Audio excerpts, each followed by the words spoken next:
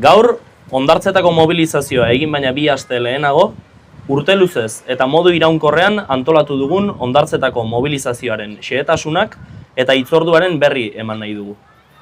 Abuztuaren 2an, Hego Euskal Herriko 11 hondartza hartuko ditugu konponbidearen, bakearen eta elkarbizitzaren aldeko aldarriekin.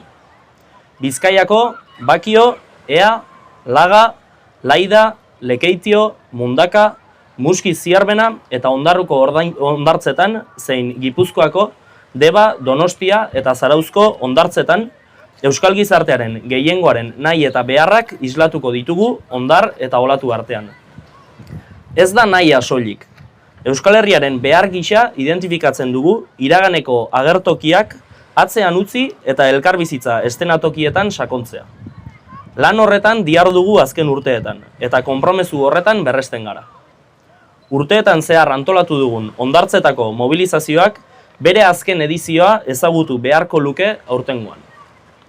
Justuki, agertoki horrek erakutsiko lukeelako espetxe politika arrunta aplikatzea medio, oraindik erregimen itxian jarraitzen duten presoak kalea zapaltzen hasi eta konponbidearen bidean sakontzen ari garenaren zantzuak.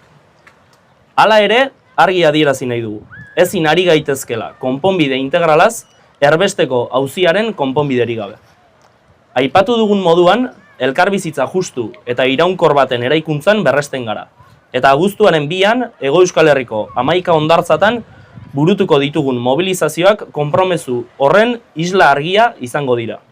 Lanean jarraituko dugu helmuga eskuratu arte. Lanean jarraituko dugu euskal preso, iheslari eta deportaturik gabeko Euskal Herria eskuratu arte. Abuztuaren 2an hondartzetara.